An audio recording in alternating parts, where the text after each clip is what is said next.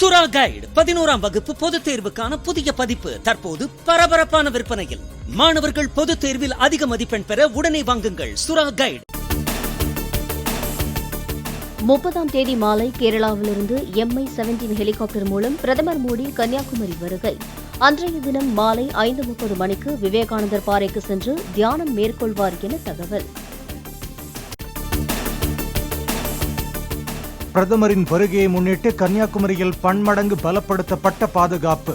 விவேகானந்தர் பாறை, பிரதமர் தங்கும் இடம் உள்ளிட்டவற்றில் கமாண்டோ படையினர் தீவிர சோதனை. கன்னியாகுமரி வரும் பிரதமர் 30ஆம் தேதி மாலை தொடங்கி ஜூன் 1 மாலை வரை இரவு பகலாக விவேகானந்தர் பாறையில் தியானம் செய்கிறார். சுவாமி விவேகானந்தர் தியானம் செய்த அதே இடத்தில் பிரதமரும் தியானம் செய்வார் என அதிகாரிகள் தகவல். நிலச்சரிவால் கடுமையாக பாதிக்கப்பட்ட பப்புவா நியூ கினிக்கு $1 மில்லியன் நிதி உதவி அறிவித்தது இந்தியா. நிவாரணப் பணிகள் மற்றும் மறுகட்டமைப்புக்காக நிதி வழங்கப்படுவதாக வெளியுறவுத்துறை தகவல். மக்களவைத் தேர்தல் வாக்கு எண்ணிக்கை தொடர்பாக ஆலோசிக்க ஜூன் 1ஆம் தேதியன்று திமுக மாவட்ட செயலாளர்கள் கூட்டம். காணொலி வாயிலாக நடைபெறும் கூட்டத்தில் வேட்பாளர்களும் அவர்களின் முகவர்களும் பங்கேற்க அழைப்பு. தமிழ்நாட்டின் ஒரு சில இடங்களில் ஜூன் 1ஆம் தேதியன்று கனமழைக்கு வாய்ப்பு.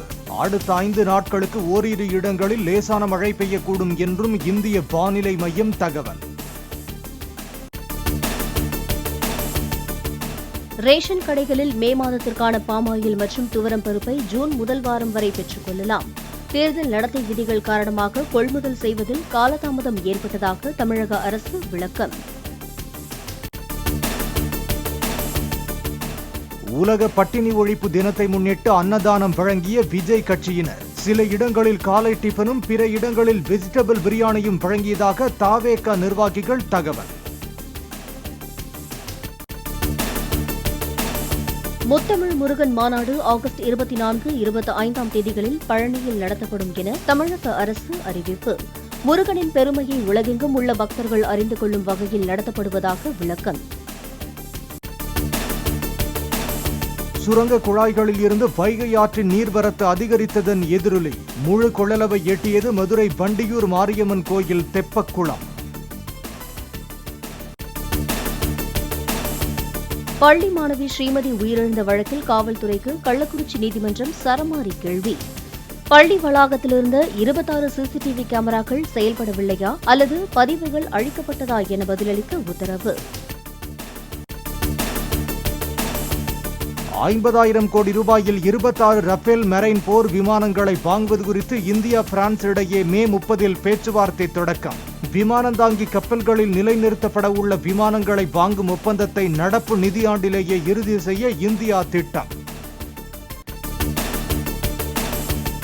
மிசோரம் மாநிலம் ஐஸ்வாலில் கனமழை காரணமாக ஏற்பட்ட கல்குவாரி நிலச்சரிவில் சிக்கி உயிரிழந்தவர்கள் எண்ணிக்கை 15ஆக அதிகரிப்பு. வெள்ளத்தால் பாதிக்கப்பட்டவர்களை மீட்கும் பணி துரிதப்படுத்தப்பட்டு வரும் நிலையில் உயிரிழந்தவர்கள் குடும்பத்துக்கு தலா 4 லட்சம் ரூபாய் வழங்க அரசு முடிவு. கேரள மாநிலம் கொச்சியில் கொட்டி தீர்த்த கனமழை. மேகவெடுப்பின் காரணமாக 1.5 மணி நேரத்தில் சுமார் 98.4 மில்லிமீட்டர் மழை பதிவானதாக தகவல். ரீமல் புயலால் அசாம் மாநிலத்தில் பரவலாக பெய்த கனமழை. டீமா ஹசா மாவட்டத்தில் வெள்ளத்தில் அடித்துச் செல்லப்பட்ட சாலைகள். ராஜஸ்தான் மாநிலத்தில் அதிகபட்சமாக 49.4 டிகிரி செல்சியஸ் அளவில் வாட்டும் வெயிலால் இதுவரை 3622 பேருக்கு வெப்ப வாதம்.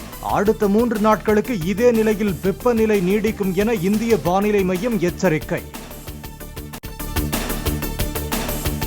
தாம் உயிருடன் இருக்கும் வரை பட்டியல் இனத்தவரின் இடஒதுக்கீட்டை பறித்து இஸ்லாமியர்களுக்கு தர ஒருபோதும் விடமாட்டேன்.